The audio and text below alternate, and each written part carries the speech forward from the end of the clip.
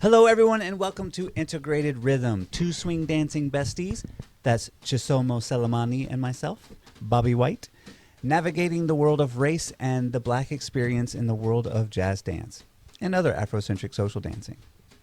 In this episode, we talk to the renowned MC teacher, integrated rhythm musician, and Lindy Focus meeting co-host, Michelle Stokes. We had such a fun time talking that we ended up having a two-parter. This part will focus on Michelle coming into dance and the swing scene as she saw it through the lenses of being a black woman. Part 2 will cover her philosophy as an MC and what an ideal scene looks like to her. This episode naturally began by talking and joking about hair. We kept it in because, as you'll see, hair is not only an important cultural part of the black experience, it's also literally a consideration black people, and especially black women, have to consider in the world of social dancing, especially in a white mainstream space. By the way, for those who don't know, Snatched is a term that comes from the black drag queen community. It means looking good in a powerful way. Think of it as a word describing anything that would snatch your wig off, its original implied meaning. The black and Latinx drag community is a huge contributor to slang. They've provided us the slang definitions of realness, tea, fierce, and shade, just to name a few. Since these words come from very marginalized communities, give a think about if and how you use them yourself. So now let's take it away with an amazing conversation with Michelle Stokes. Integrated Rhythm with Chisomo and Bobby. I'm sorry. The edges are just such a delicate subject. Like that's, the whole podcast on just edges and snatching them and not snatching them. And the value of the snatch. And what it means to be black and snatched. Like black, black and snatching. Yeah. Black and just snatching. Black and snatch snatched. that wig. That's a title right there. That's the name of this box. Of the title. So good.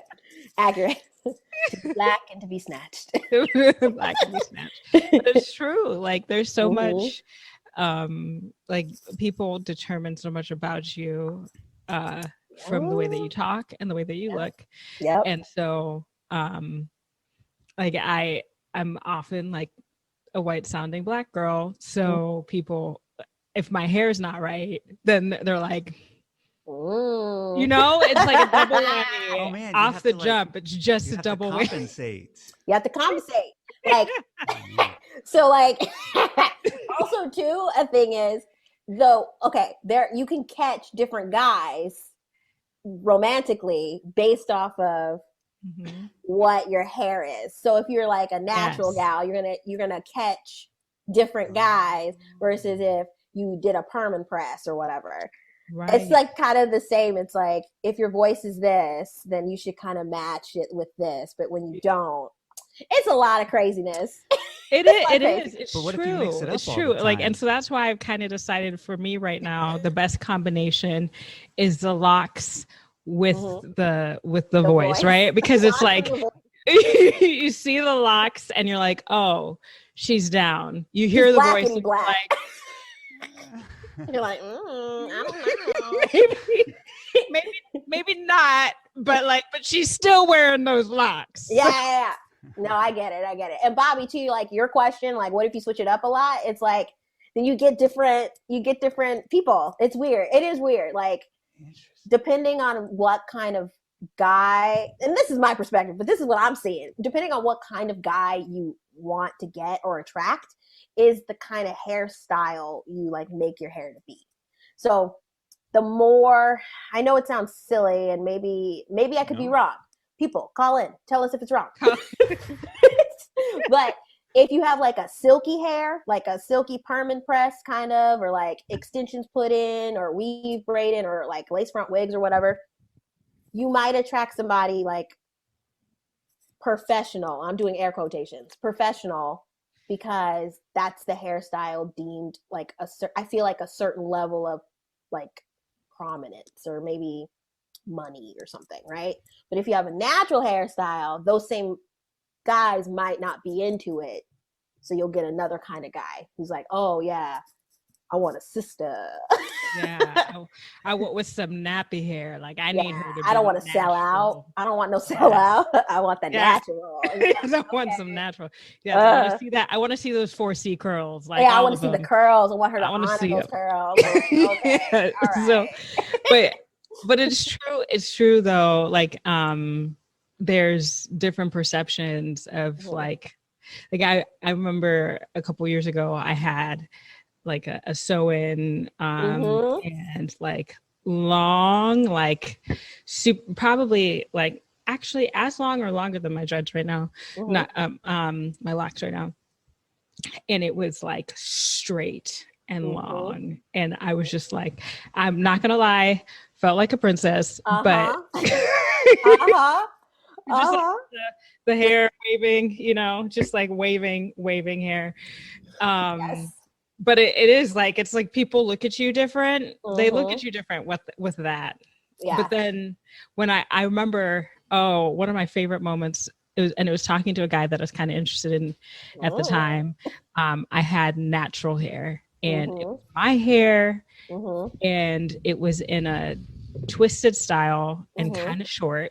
It's actually a super cute style because my stylist does not play. She does not play. She knows what she's doing. It's not like an at-home person. It's like so good. Yeah. It was like actually probably one of the best styles for me for my face, and it was short. So like I had this little like bang situation with the twists, and then like the rest of the twists were pulled back, so it was short. And I remember talking to this guy who was not Black, just put it there, and I was just like, yeah, so what do you think about my hair? And he was like, well, you always have cool hair, so I just think it's cool. It's like cool hair. So I was doing this thing where I was playing like the woke sister, like that he knew. Yeah. And I was just like, oh no, I don't know. Oh no.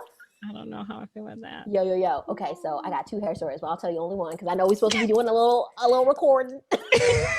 Look. So I went to a swing event. I went to a Balboa event. It was my first Balboa event and my only Balboa event. And my friend Casey, he was like, I'll pay for you. I promise you're going to enjoy it. Casey's always like encouraging the Tulsa people to go stuff places.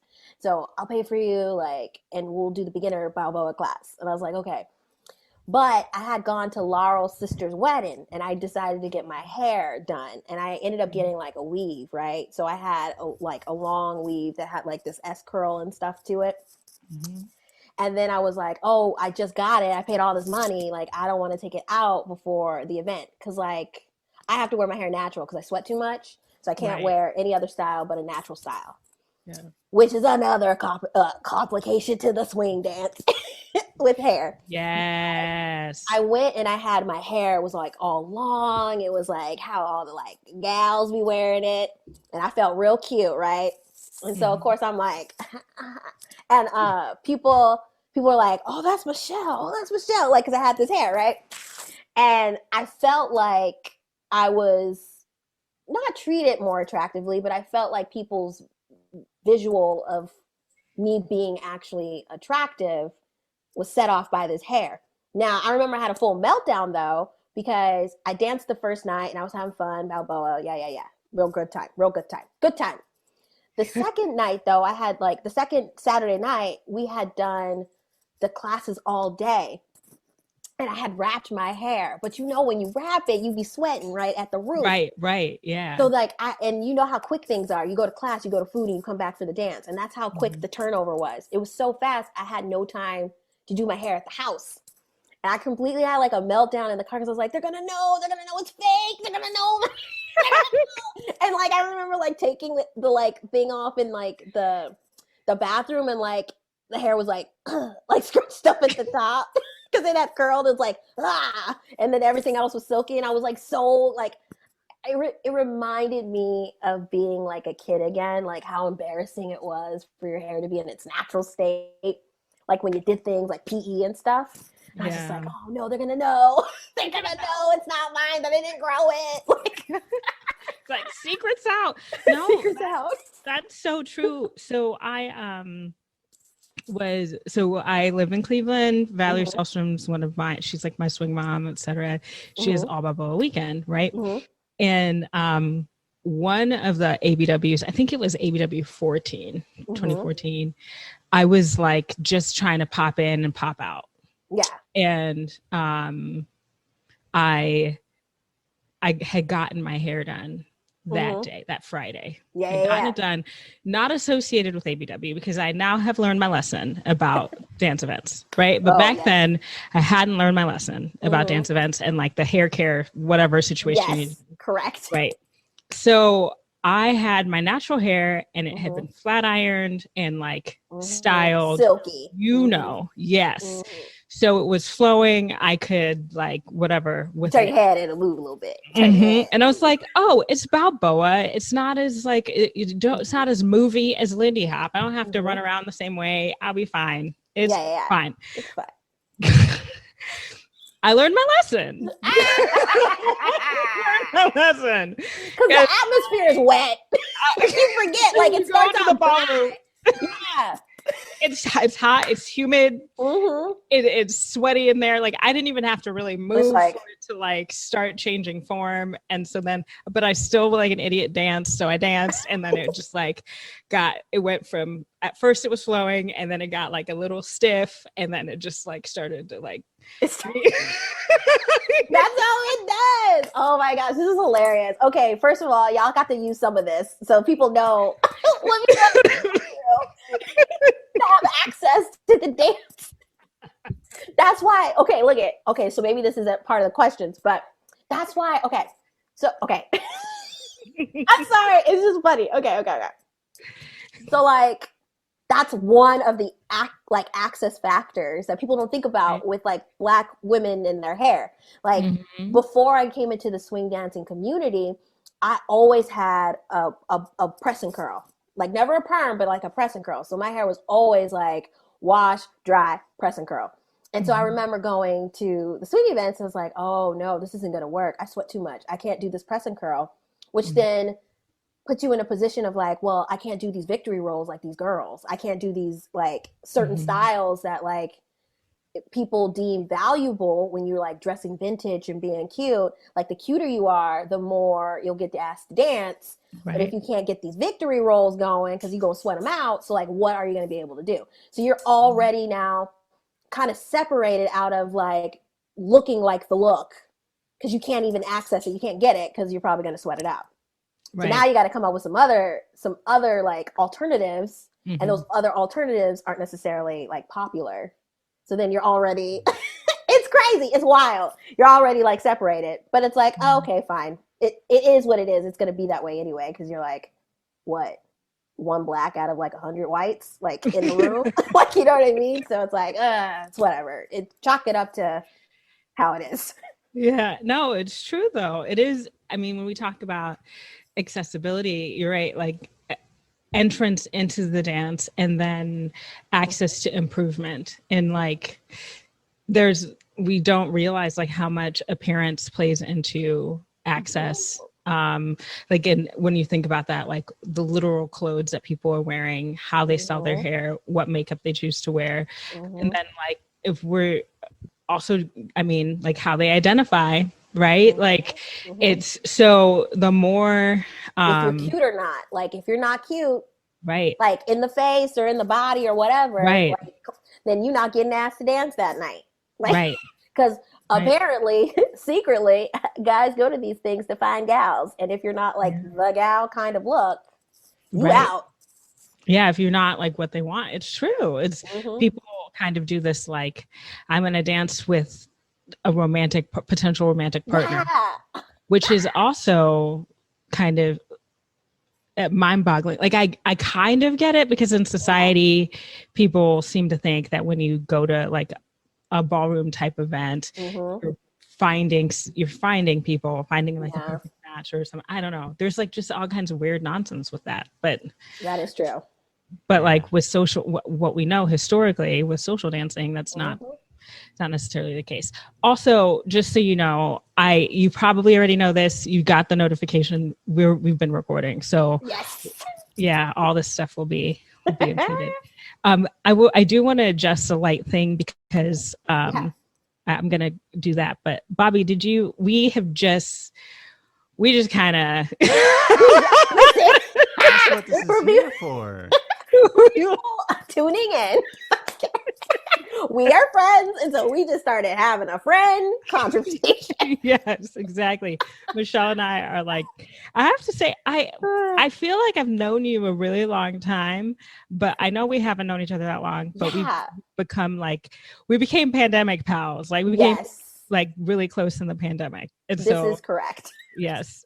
So I feel like anytime, whatever you experienced in our conversation, that's us. We were just like, I want to talk to you about some stuff. I want to talk to you about hair. So let's do it. So let's get down to it. Let's get to it. So exactly. So, but I'm going to adjust my lighting thing. And then Bobby has been with us this entire time. Hello, Bobby.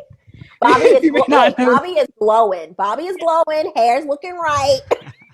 Shirt's looking cool. Literally glowing because I have this light 3 feet from my face because I'm outside on a patio. Yes.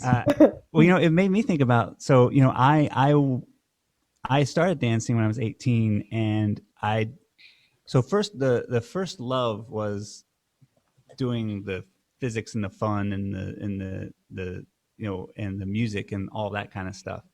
And there was the strong secondary understanding, like, when I was 18, and if you watch TV or movies and stuff, the way that the adult world seemed to work is that you're expected to like go to a bar and talk to people that you were interested in. And that was supposed to be how, like, in TV and movies, like that's how the ritual ensued. And that scared the crap out of me because, like, it's so uncomfortable to go up to someone and just start talking to them. And so I do remember that, like, when I first got into swing dancing, I was like, oh wait, last night at the dance I met like 16 people that I'd never met before, and I could have struck up a conversation relatively easy, as opposed to this concept of like going to a bar and like being very awkwardly going up to someone. And so and I wonder how much how many of my fellow white people that had maybe a similar experience, that like there's swing dancing offers a non-awkwardness to meeting people. But I wonder how much that is not part of, how much is that a part of Black culture? Is that a problem in Black culture? Like for me, I guess I'll speak for myself. Like I started swing dancing because I lived with these two gals and they were friends. And I was like always the third wheel. And I was like, I'm tired of this. I want to try something different. I want to be the person that does the things. I want to be adventurous. So that's like something I wanted for myself. So I was like, what can I do? And I thought to myself, what is something that's interesting that people don't like do a lot of, like not necessarily trendy. I was like, you know what? I love jazz. What if I tried swing dancing? So I Googled it on my newly acquired Android phone, because at that point in time, I only had flip phones. I didn't believe in cell phones. I was like, this is dumb. So I got an Android phone that could connect to the web, like the internet. And I was like, oh, I'm fancy now, big time. And I Googled it, and it was like, oh, you can go to the Jazz Depot. They're having a free concert. And so I went there, and they said dancing would be there. And I went there, and it was like a certain age level. It was like 50-year-old and up. And everybody had brought their own partner. And I called previously on the phone and been like, do you need a partner for this? They said no. So I got there, and I was like 100th wheel, like just like, that's an even number, but I was just another wheel because everybody already was partnered up. So I was like, I just am trying to find something, like another community, to find new friends. Like, so that's why I was going. I was just going to try something new, have new friends. And then I Googled again, and then another association came up. It's called the Oklahoma Swing Syndicate, or TOSS. And so there's dances every Saturday. They do it out of like a Presbyterian church's gym. And like, there's a DJ, there's a lesson, and all the stuff. So I went as a complete stranger. I knew nobody. And I just went to try it. And I remember this girl came up to me. Her name is June. And she came up to me and she was all like, "Hey, you're new. My name is June." And or she at the time she was going by, I think, Pearl. And she's all like, "Yeah, come with me. And like, it's your first time, right? Oh man, that's cool." Like having a conversation. So it was super friendly. And she was all like, "Don't worry." I was like, "Yeah, I'm nervous. I don't know if I'll get asked to dance. I don't know how this works." She's like, "Don't worry. Pretty girls like us never have to wait around." That's what she said. I was like, "Oh." And then a part of me was like, "Oh, so she thinks I'm pretty. Okay, hey, Okay. okay." Also, we're apparently in like a 1990s movie, like a high school movie. I know. I was like, "Oh my gosh." And I remember like it wasn't very diverse, but like everyone was super friendly and everyone was asking everybody to dance and it was super friendly. So our scene seems to be like the guys who do want to go out to meet the girls, they're usually like 19 years or younger. So they're like high schoolers. Like they're like, "Yeah, I want to meet girls in a nice way, respectably." And then homeschoolers, and then like an older crowd, more mature crowd that likes to sit and listen to the music and like watch everybody dance. And then there's like this weird kind of in between age that like sometimes comes, sometimes doesn't come. So yeah, I don't know how it is for Black culture as a whole, but for me, I just went because I wanted new friends. So I was like, let me go and do this adventurous thing. Yeah, I don't know. I feel when I heard that question, like my thought is like two things. Like if you're going into a Black space, like a Black dominated space where dancing is taking place, which I feel like that's an entirely different issue, right? And then there's like walking into a swing venue. And so walking into a swing venue as a Black person. And I would say that from the different stories that I've heard, it seems like if we were to talk about the Black woman experience walking into a swing dance scene, I think we all share some similarities. Like you done hit it, yes. Yes. Like I would say, I think that we experience similar things, and so yes. I agree with you. Like the way that I got into swing, it was a person who was in my dorm. Like she lived next door, and then we became fast friends, and we're very close to this day. Like we became best friends in college. Her name's Felicia Bobby, and she loves swing dancing, and she was like, "I love swing dancing. It's really cool." And I was like, "Is it?" Oh, Chisomo got jokes. I was just like, "Cool." She's like, "You should come with me sometime." I was like, "No." Like I was so resistant. And then I eventually went with her and I was like, "Oh, this is cool." But I remember it was, whenever you go into a space and I've experienced this the majority of my life, where I enter a space and I'm like, I need to read the situation before I get involved. Yes, this is correct. Yes, for fun and for safety. You're like, let me scan the room. Yeah. And there are like key things you look for too. It's just so sad. You're like, are there certain kinds of flags here? Are there certain kind of patches people are wearing? Are there certain clothing that's being worn? You're like, okay. Exactly. And then you scan the room, you look at them, and then you look at yourself and you're like, what did I choose to wear today? Like, exactly. What attitude did I put on? What physical clothing did I put on? What's my hair doing in this moment? Yes. Yes. Everything you're saying is correct. Yeah. I feel like I was lucky enough to go to Toss that day and have somebody, like, she kind of escorted me kind of the whole night, kind of like she kept on checking back with me and stuff like that. It was super friendly. And then from there were two leads that were really good in our scene, like super good, like they win competitions and stuff. And they would ask all the gals, including me. So it was like, it's kind of like if they signed off, like everybody, like it's kind of like everybody was cool with you, But in other scenes, it's not like that. Like now you got to play this game of like, okay, so who's here? Right. Like, do they, like, I mean, are they asking people to dance? Like, what's it like? Like exactly how you described. So yeah. And I mean, yeah. And I noticed real quick that like how good you were was currency, but then also how you dressed was currency. And then also like like you were talking about, or how cute are you in the body? How cute are you in the face? Right. So all of that is currency for you to spend how you want and for others to be like, I see value in you. So if you're hot, if you got a body yaddy yaddy, if you like, but when I say body yaddy yaddy, I don't mean curvy. I mean like if you're like straight as a board or really petite, that's the body yaddy yaddy. Right, exactly. And because if you're short, if you're tall, nah, you ain't it. But if you're short, maybe. Right. If you're short and like slim, like because I knew that my body was not it for the situation. Like I was like, there are situations in which my body isn't, but this is not one of them. Yeah, Lindy Hop Body is like, okay, look at it. I'm about to tell it. Lindy Hop Body will get you in competitions, will win you competitions, will get you hired. Lindy Hop Body gets you lots of things.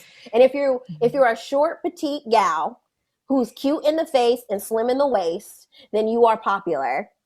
And if you are anything but that in any way, shape, or form, like where people have to like think about it too hard, then you are not it.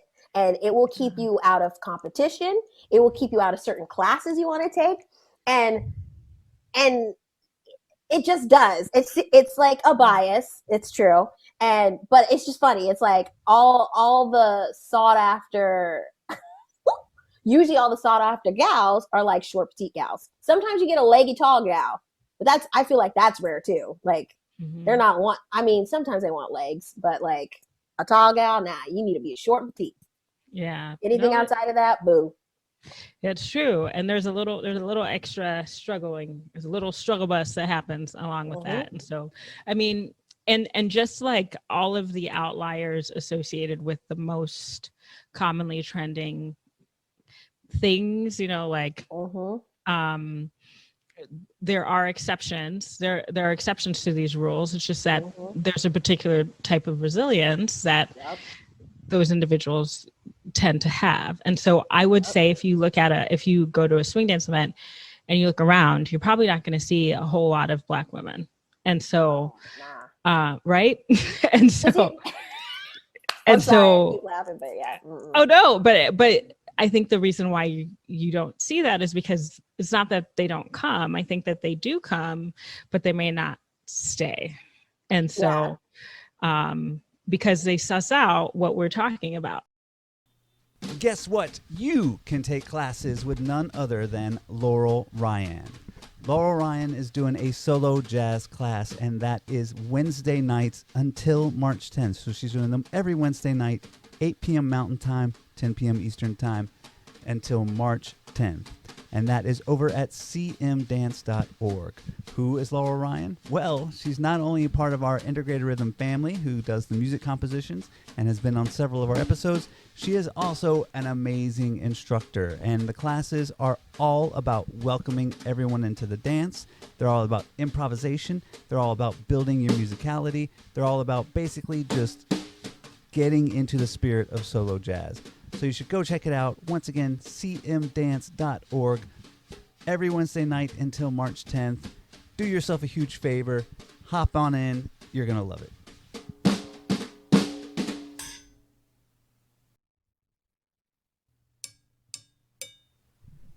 Hey everybody, this is Bobby White from Integrated Rhythm. We're here to ask you to please consider donating to the podcast.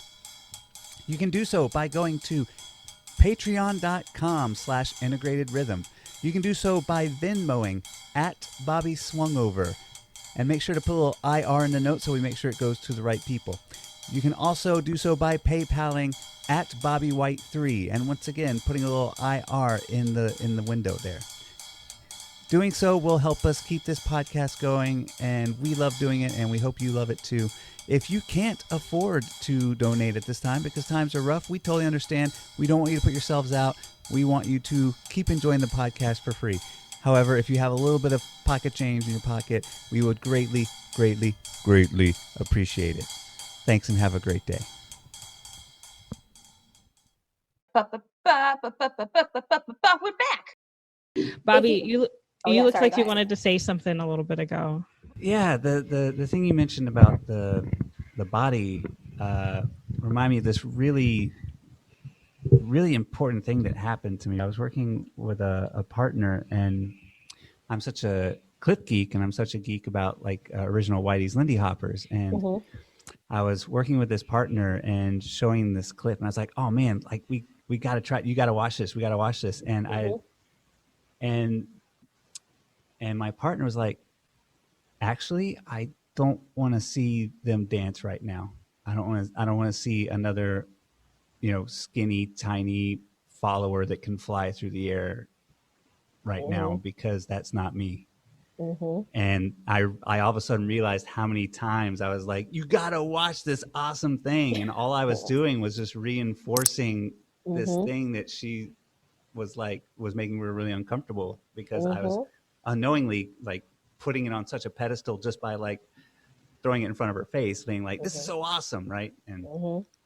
And like you don't even know you're doing it or don't mean to do it, yeah, right? Like Right.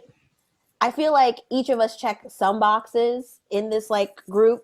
Well, I'm really mainly talking about me and Chisomo. Like we'll check some of the boxes, Right. but then we don't check all the boxes. And the thing that we don't check, like that's the thing we're always constantly having to uplift ourselves in enough to have enough energy to go out and like be approachable and dance and stuff. But yeah, I mean, if you are a stranger to the dance and you're just checking it out and you're not particularly drawn to like the music or anything, but you're just going to check it out and like you're not getting asked to dance or you're being judged on the way you look or your body type, then you're not coming back. Like, why would you? Like, Right. mm-mm.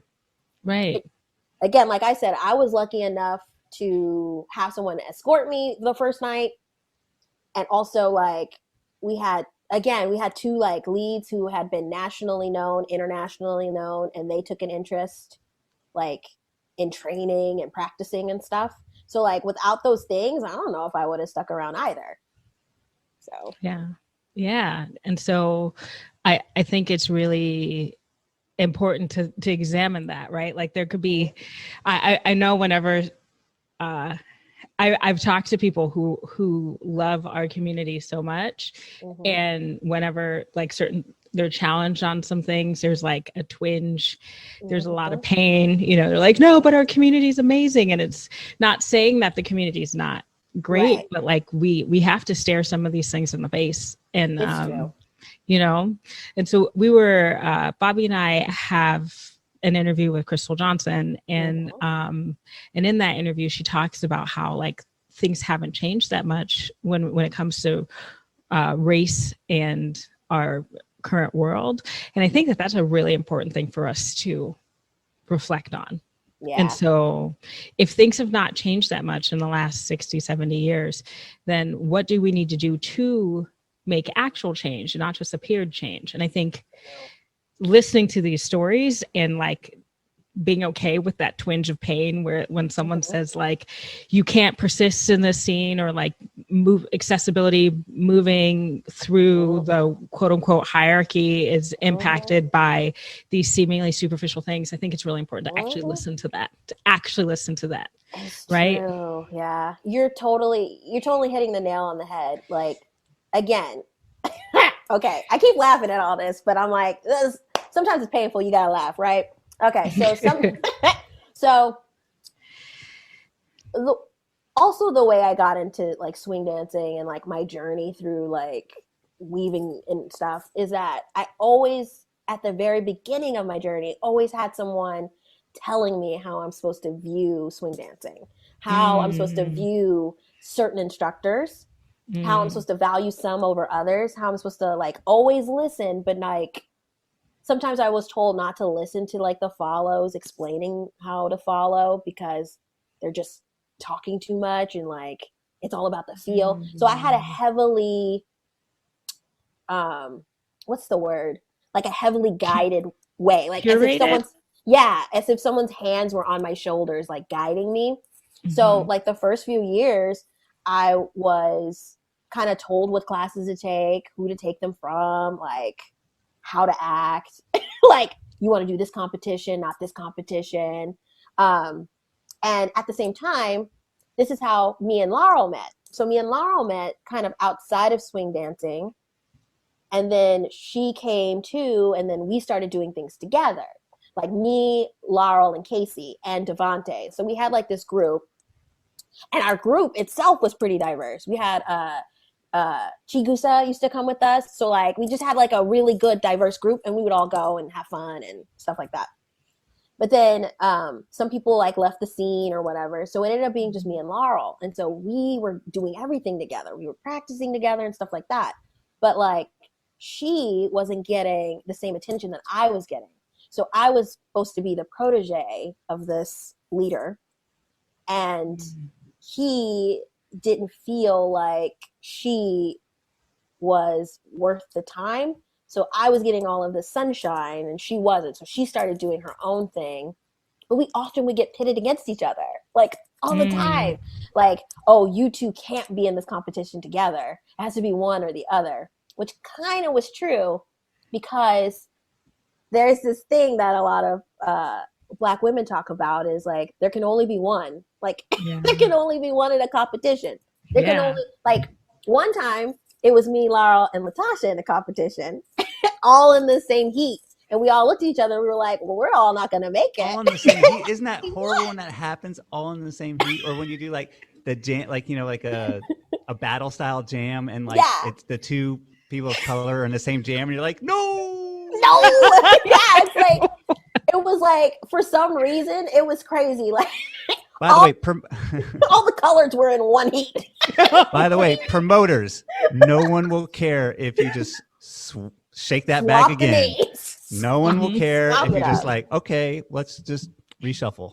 I know, it's so weird, but like that happened a lot. And I'll go back into the three like competition thing. It's like, if you also feel guilty, like if one of you wins to be the representation of all of you, then it like heavy pressure. But we'll get back to that later. Wink. Stay tuned. But like that was our, like, at first that was our friendship, which was like we were always often pitted against each other like in our community, but our friendship wouldn't really allow that. So I feel like for me, that's why I kind of like, we stick together a lot because we like grew up in the scene together. We both had like this polar opposite, like she had to fight for everything. And I felt like I was supposed to be this protege that was supposed to come up in like a year's time. That was another thing. I had a lot of pressure put on me too. Like I had never danced before. And this person wanted me to come up like he did, but he already had all this like dance experience. And he's like, I did it in a year. I did it in 2 years. And it's like, you could do 2. And it's like, okay, cool. And then like when 2 years passed and I wasn't where he was, it was kind of like, you're not taking it seriously. You're not doing it. And I was like practicing like 3 times a week, every week. I was like watching all these videos. So the experience was different because I was being trained to be like a replacement or like a replacement to him or whatever. So like some of the joy was taken out of it. Like in the beginning, I was having so much fun, but a lot of the joy was taken out of it. I was being trained like an athlete. Meanwhile, Laurel's getting like ignored and like put down and like not, it wasn't the same. So we had to have a conversation about that. And like, there were some things that I didn't know was happening. And so that's why we were like, nah, we're gonna like stick together. That's how I feel the story went. Now, when you talk to her, you ask her about it. But so yeah, so then as we started to grow, it started to be different. Like what I was told, I didn't feel was the truth. Like what I was told that needed to happen, I felt like was a lie. Like it was just really weird. It was really weird. So like the first, like, I think I've been in swing dancing maybe 6 years. I don't know how long. But I felt like the first 75% of it was like, you're a workhorse. You're going to be trained the way I want you to be trained. And then like, you'll be rewarded by being international instructor like me. And then when I didn't fit that mold, I was kind of like tossed a little bit. So then I had to figure out what I wanted to do in the scene and figure out what I thought about instructors and what I think about the dance. But at the same time, I'm like trying to put myself in competitions to get that ticket to get to the next event because I can't afford it. Right. So it was a lot of psychological things happening. But in the end, I feel like because of the friendships I created in the community, like it all like worked itself out in a way. Now there are still times where I'm just like very critical because I'm always thinking about I gotta win this thing because it's like what was taught to me. Like if I don't win, it means like if you're not first place, you're last place kind of thing. So that's still a lot of things I need to work out of myself, but I'm in a better place now. It's wonderful that you're in a better place now, and I really appreciate your story, and it's interesting how people are shaped as they come into a thing. And it, like you said, your experience was highly curated. It was very focused, which is interesting. I kind of adhere to Perry's student development theory. So there's a theorist who is a Harvard professor, and he looked at his students from their first year in undergrad to their senior year. And essentially they follow a similar progression that most students starting anything, so like swing dancing, follow. And so when you first come into the scene, when you first start taking lessons, there's this temptation to look at people who are teachers as like all knowing, they're gurus, and you know nothing. And so it's very binary, black and white. It's like the students know nothing, the teachers know everything. And you are just kind of like this, like tabula rasa, or like a piece of clay to be molded. And so your prior knowledge, what you bring to the table, isn't really considered. But like as you develop, you start to realize that teachers don't know everything, and you do actually have something to contribute, and like the conditions change, right? And so I think it's really important, especially when we think about people who are kind of are tradition bearers in this dance. So people who are from the Black American perspective often carry a cultural knowledge and embodied knowledge of this dance, and maybe don't even realize it, even if they don't have that much dance experience. There's some things that they might be able to access that if you manipulate or hold their learning too tightly initially, might be trained out of them or lost, right? And so, and that doesn't just go for like Black Americans, that goes for a lot of people who have things to say, especially when they're learning in adulthood. So hearing your like very controlled experience makes me kind of question some things as an educator, you know? Yeah. That was another conversation like I was having with Laurel. I was having with like the gals, like, you know, the gal group that we're in or whatever.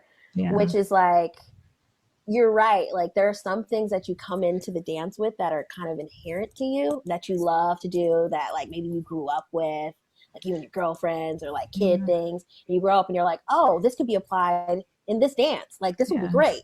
But then like some instructor or someone with power or influence is like, no, you're doing it wrong. You're supposed to do it like this and only this way. Like they're only curating you like one way to get to a point when there's several ways to get to that point.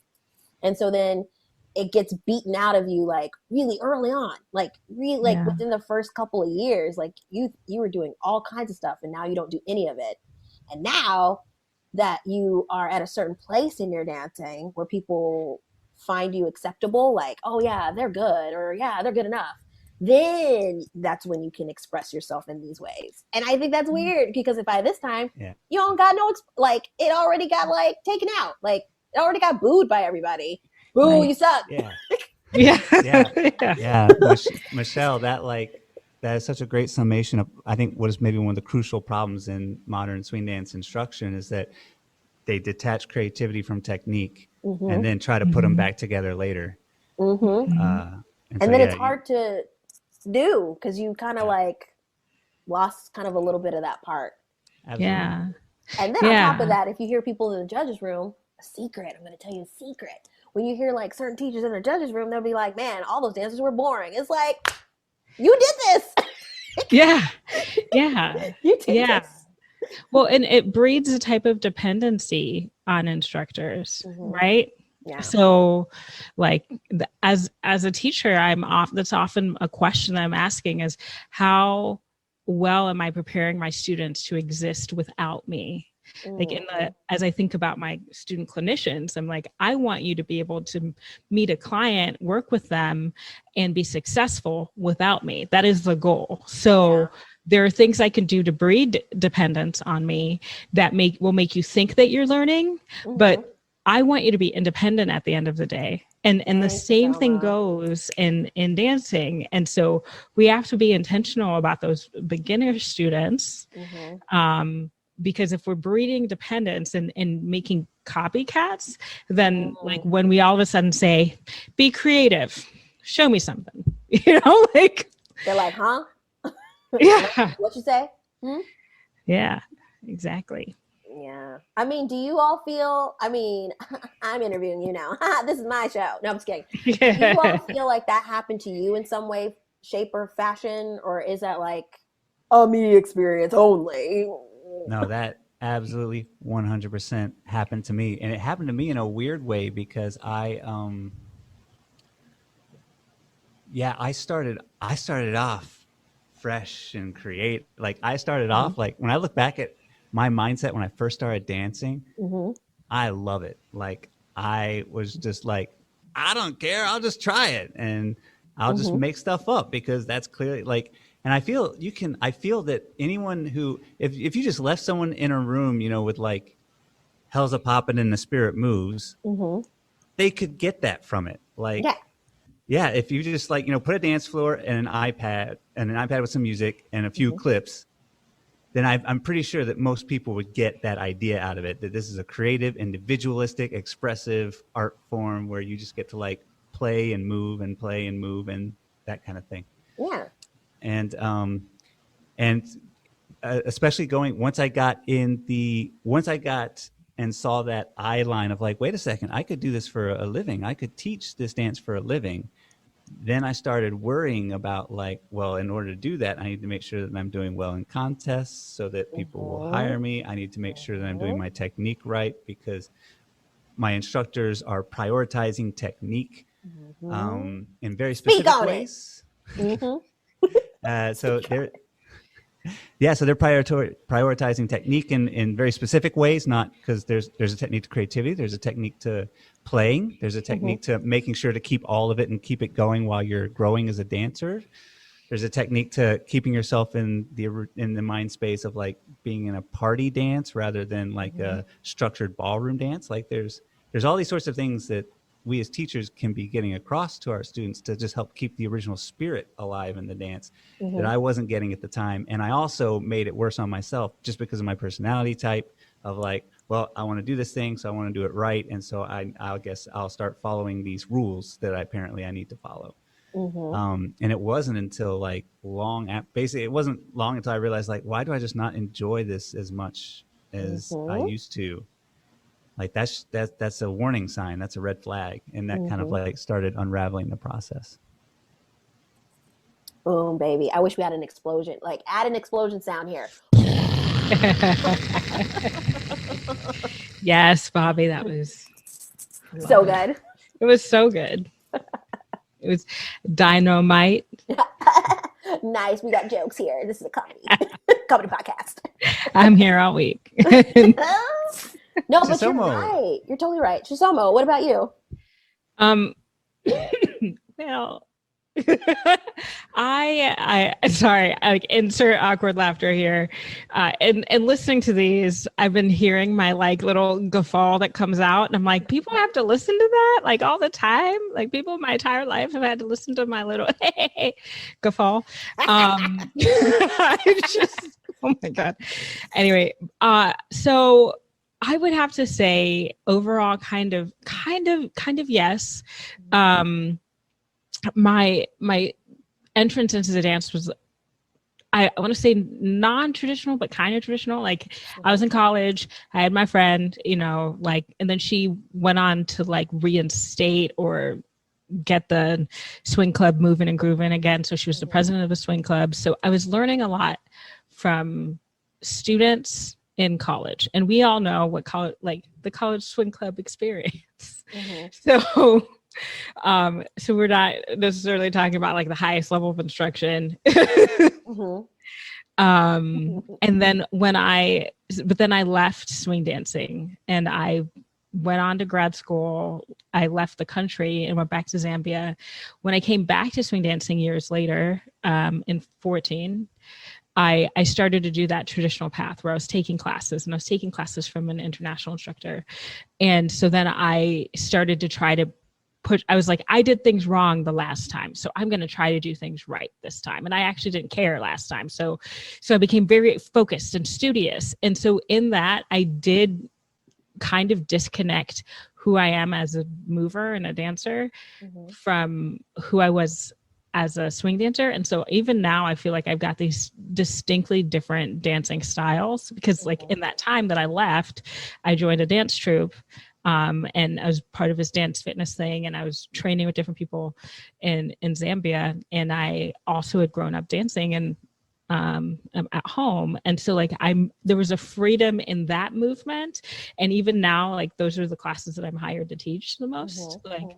And so there's a freedom in that movement, and I move so well in that space, but I have had a hard time superimposing that into my swing. And I feel like my really there've been some people who've helped begin to unlock that in my swing dancing. So like Laura, Desiree Roffers, Laura Keat, and then Bobby, partnering with Bobby has really helped me begin that journey.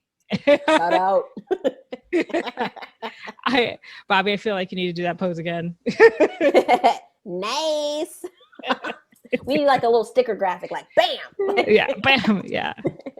Thumbs up. But yeah, but like Bobby was literally one of the first leaders that I worked with who was like, and definitely like the most influential anyway, who was like, no, you're fine. Like, let's take what's good about how you, let's take you and invite you into the space, you know, like, yeah, there's some, like, we can spend some time in the technical space, you know, but like, let's really, and so, and I would have to say Adam Brzezowski did that in Lindy Hop. So, but I didn't really get to see Adam that often, get to see Bobby more regularly.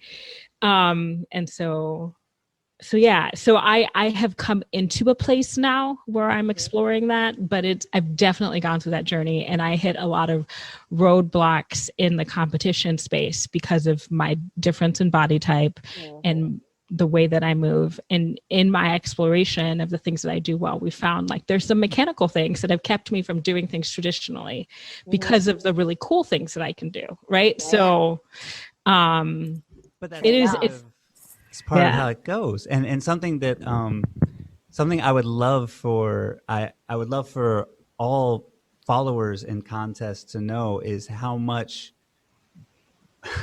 the leader is responsible for dancing with you, and not just like doing their thing. Like you're not in I have the feeling that a lot of followers maybe go into a contest and let's say their scores aren't what they hoped they were, and they come out of it and they might beat themselves up a little bit. As opposed to asking themselves, how much did the leaders actually dance with them and like work on a conversation together, as opposed to, you know, the expectation being that the follower can follow and do everything this leader wants, and the follower can follow and do everything this leader wants, and the follower can do all that leader wants. Yup.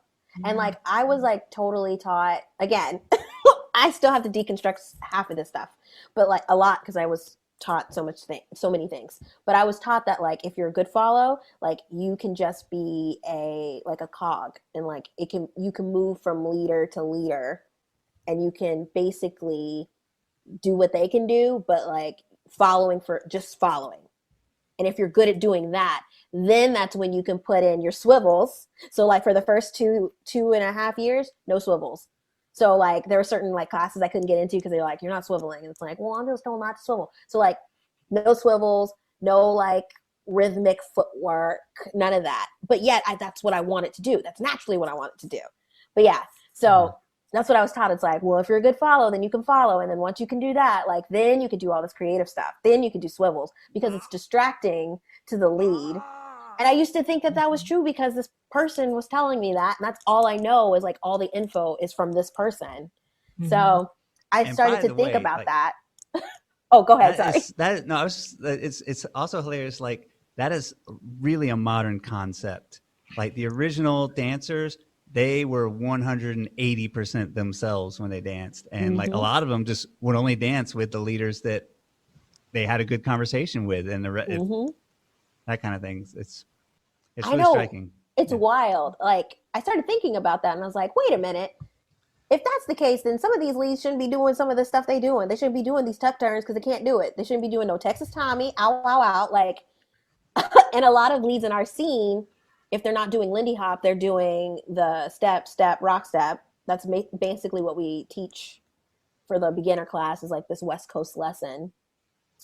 And a lot of them do these like arm moves. Like one of them's called the arm crusher. And I'm like, I'm not doing that. Or like the fox in the hole. No, thank you. Like it puts the follow in these weird positions of danger. So I don't want to do all of that. But there's so many terrible names for moves. A bone crusher? Why you got to crush my bones? Crush your own bones. Like, come on now. So it's like, okay, but the way I was taught is like, well, a good follow will like be able to do this seamlessly. Like you'll be able to predict their movements. And so I think when I partner dance, although this was like a bad mentality, I think that I can be pretty responsive. I'm doing air quotations because that's how I was taught. So now I'm learning how to, it's also a crutch too, because I'll predict what I think the lead is doing. And most of the time the leads aren't doing anything crazy. So I can predict it and then like usually follow that way, which is bad because I'm not living in the moment, right? And I'm not really giving like the actual momentum stuff. I'm faking it. But it's sad that I can predict most leads because they're not trying the dangerous things when you start to get up the levels, because sometimes they're still worried about looking good as opposed to like being creative, right? So it's a double-edged sword. It's like you're not supposed to dance that way, but it looks good. It looks like you're like you're having this conversation, but you're not. You're kind of predicting what they're going to say and then like putting the words in their mouth essentially. Yeah. I feel like we get into questions higher up in more advanced spaces about conversation and having different conversations, interesting conversations, being creative, but we have spoiled those tools, because like if the focus was on actually being in the music and responding to the music together, and recognizing, like, one of the things that I love about social dancing and partner dancing is the ability to co-create. Like, my favorite things in life have to do with collaboration and community. Yeah. And so, and like partner dancing and social dancing is this opportunity to have community in a way that is beautiful and can be observed and shared, and you can create this thing anyway. So since our focus has become so internal and so about like, how do I look, then it kind of hampers our ability to do some really cool things. Yeah. And this just made me think that like, I'm just gonna throw this out there. It's a new thought. I might totally think it's a horrible idea later. How much do we ask when we're dancing in the modern scene? How much are we playing pretend? How much are we playing make believe that we're doing this dance, as opposed to actually doing this dance? Right? Like you put on the clothes and you do the moves that you were taught by these awesome instructors, so that you can pretend to be like these instructors or something to that. Like, Like, how much are you just like speak on pretending to dance as opposed to actually just dancing? Speak on it.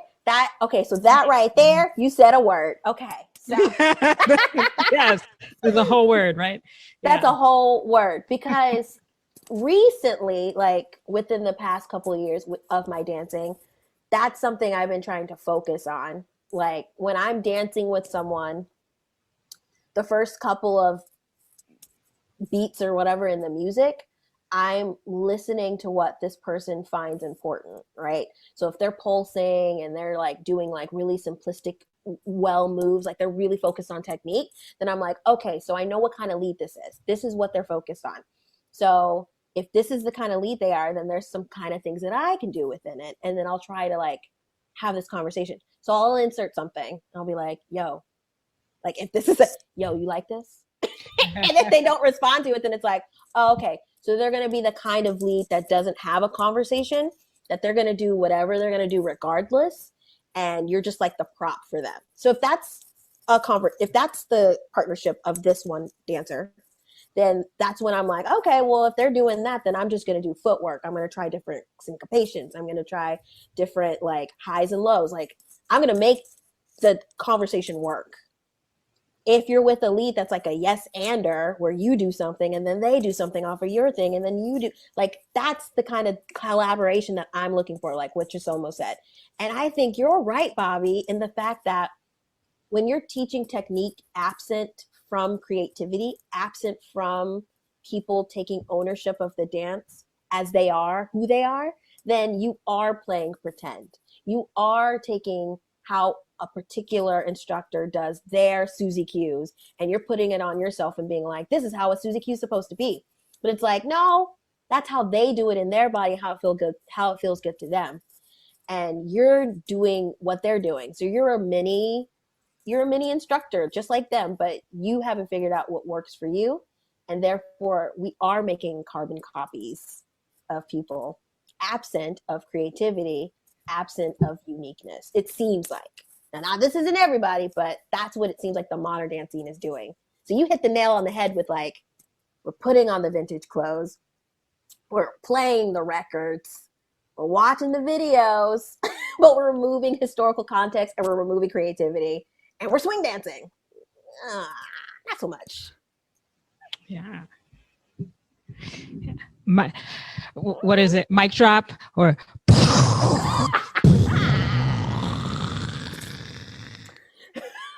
so many points we hit. So far we've hit, we're pretending to dance. If all the blacks are in a heat, one has to compete. one has to go. One has to be the representation of all of that. If you have natural hair, that's how you have to wear it. Can't wear these curls. So we've hit a lot of topics tonight. We have. Oh my goodness.